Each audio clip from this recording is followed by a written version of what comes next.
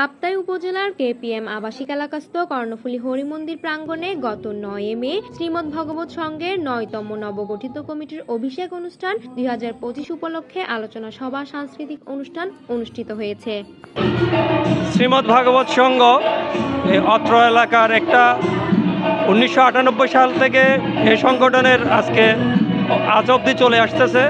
এই সংগঠনের কাজ হচ্ছে আমরা সনাতনীদের সচেতনতামূলক এবং এই সংস্কার যতটুকু পর্যন্ত চলে আসছি।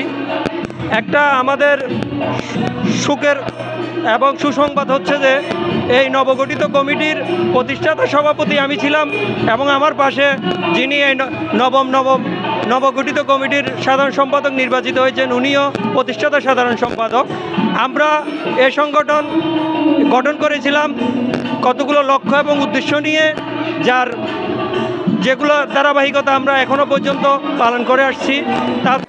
সন্ধ্যায় মঙ্গল প্রদীপ প্রজ্বলনের মধ্য দিয়ে অনুষ্ঠানের শুভ সূচনা করে কর্ণফুলী প্রকল্প শ্রী শ্রী হরিমন্দিরের প্রধান অধ্যক্ষ দেবাশিস ভট্টাচার্য।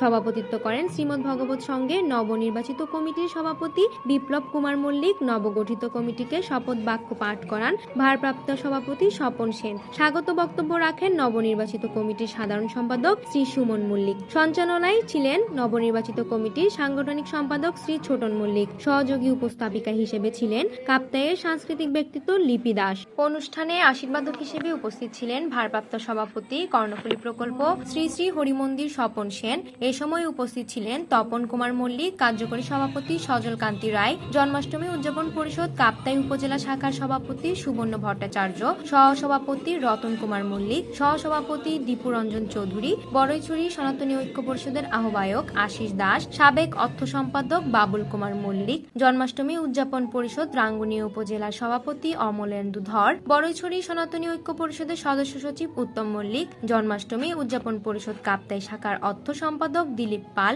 যুগ্ম সাধারণ সম্পাদক দীপুরঞ্জন মল্লিক, বাংলাদেশ পূজা উদযাপন ফ্রন্ট রাঙ্গামাটি জেলার শাখার যুগ্ম আহ্বায়ক রূপক মল্লিক রাতুল, শ্রীমদ ভগবত সংঘের সাবেক সভাপতি উৎপল ভট্টাচার্য, লোকনাথ মন্দিরের সহসভাপতি অমিত দে, বড়ইছড়ি সনাতনী ঐক্য পরিষদের যুগ্ম আহ্বায়ক সুমন ভৌমিক, চন্দ্রঘোনা রাধাকৃষ্ণ মন্দির ও মিশনের অর্থ সম্পাদক অরুণ বৌদ্ধ এলাকায় গণ্যমান্য ব্যক্তিবর্গ।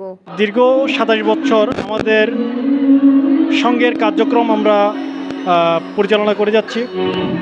বিগত 17 জানুয়ারি আমাদের নবম কমিটি গঠন হয়।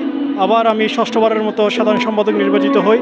তো আমাদের যে লক্ষ্য উদ্দেশ্য এবং আমাদের যে গঠনতন্ত্রে যে নিয়মাবলী আছে, আমাদের সামাজিক আর্থসামাজিক যে কর্মকাণ্ড, দুস্থ মানুষদের সেবা করা সহ আমরা প্রত্যেকটা কার্যক্রম আমরা কিন্তু চালিয়ে যাই।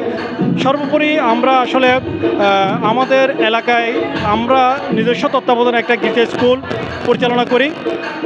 এদিন রাতে শ্রীমদ ভগবত সংঘের সাংস্কৃতিক সম্পাদক সুভাষ মল্লিকের সহযোগিতায় স্থানীয় ও আগত শিল্পীবৃন্দের পরিবেশনায় মনোজ্ঞ সাংস্কৃতিক অনুষ্ঠান অনুষ্ঠিত হয়। রাতে অনুষ্ঠানে আগত ভক্তদের প্রসাদ বিতরণ করা হয়। সাগরদের তথ্যচিত্রে নিউজ ডেস্ক, সনাতন টিভি, চট্টগ্রাম।